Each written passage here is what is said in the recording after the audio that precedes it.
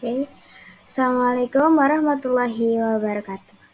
Baik, pada kesempatan kali ini saya ingin membahas tentang mineral, khususnya pada batuan mineral intan.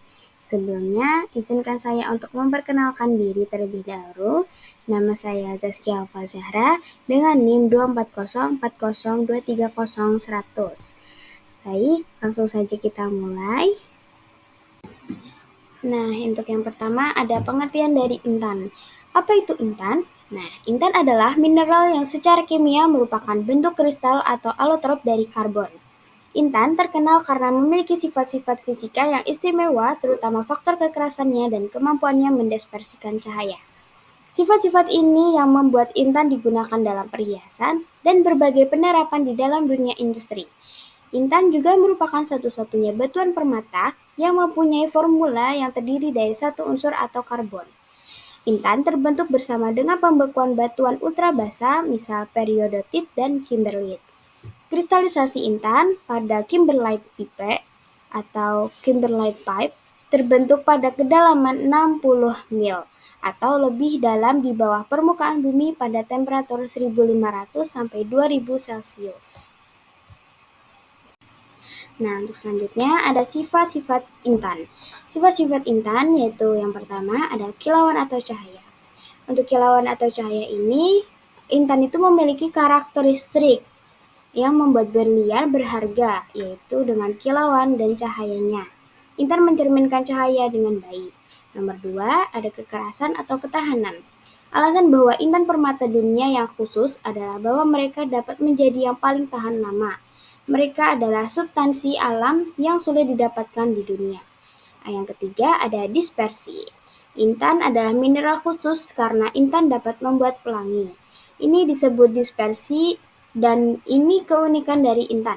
Ketika memutar berlian di dalam ruang terang, maka Anda akan menangkap sekilas api atau kilatan cahaya berwarna. Nah, yang keempat ada konduktivitas termal. Tidak seperti kebanyakan insulator listrik, berlian murni adalah konduktor panas yang baik karena ikatan kovalen yang kuat di dalam kristalnya. Konduktivitas termal berlian alami adalah yang tertinggi di antara material solid yang pernah diketahui. Kristal tunggal berlian sintetis dengan kemurnian 99,9% memiliki konduktivitas termal sebesar 30 W atau cm3 pada temperatur ruangan 5 kali lebih tinggi dibandingkan tembaga yang merupakan logam penghantar panas yang baik.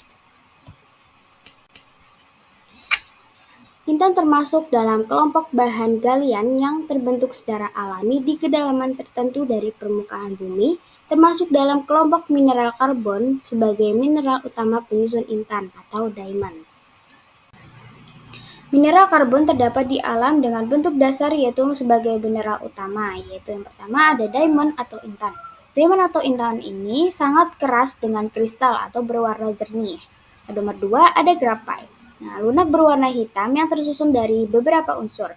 Karbon murni struktur molekulernya tidak padat sekuat diamond atau intan. Hal tersebutlah yang menjadikan graphite lebih lunak dibandingkan diamond. Nomor 3 ada fluorid. Nah, fluorid ini merupakan mineral yang terbuat dari molekul yang terbentuk bulat sempurna yang tersusun dari 60 atom karbon.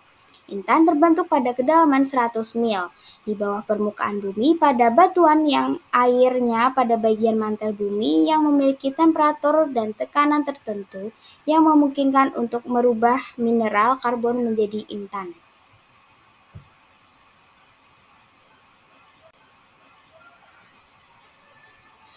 Nah, terbentuknya intan nih. Kebanyakan intan yang kita temukan sekarang merupakan hasil pembentukan proses jutaan miliar tahun yang lalu erupsi magma yang sangat kuat membawa intan-intan tersebut ke permukaan membentuk pipa kimberlite.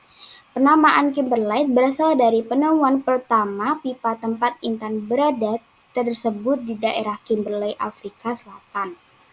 Intan juga dapat ditemukan di dasar sungai sebagai endapan yang kita sebut sebagai endapan intan aluvial.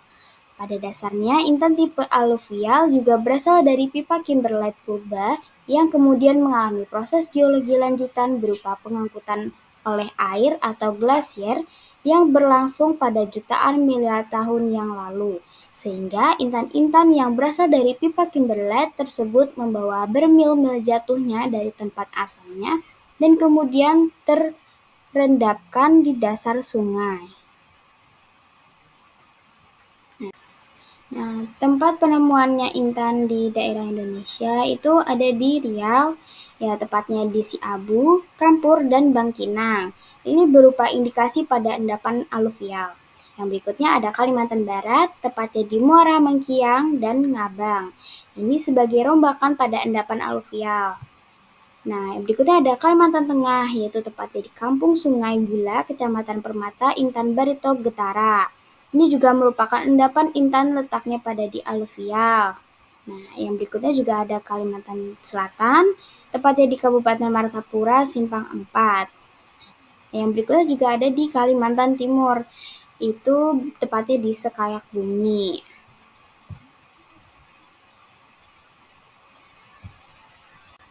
Nah, pemanfaatan pada intan ini, intan tuh ada dua jenis, yaitu intan bening yang disebut sebagai intan mulia atau intan permata, dan intan hitam yang disebut sebagai intan industri. Nah, intan industri ini sering dipergunakan sebagai alat memotong dan pemoles, misalnya sebagai mata gergaji, mata pahat bor, pemotong kaca, dan bubuk penggosok pengasah dan pemoles. Nah, yang berikutnya ada intan bening atau intan permata. Ini menjadi sangat indah tetapi jarang sehingga harga menjadi mahal. Intan termasuk batu permata yang jarang dan sukar didapatkan sehingga dibuat sintetis dan imitasinya.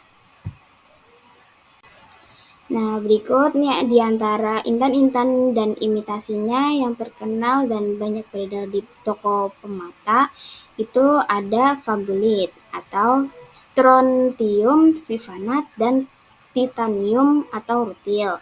Yang berikutnya ada Linobat atau Lithium niobat, nilam putih, spinel putih, dan zirkon. Nah, yang berikutnya ada zirconia atau zirkon kubus dan diamoner.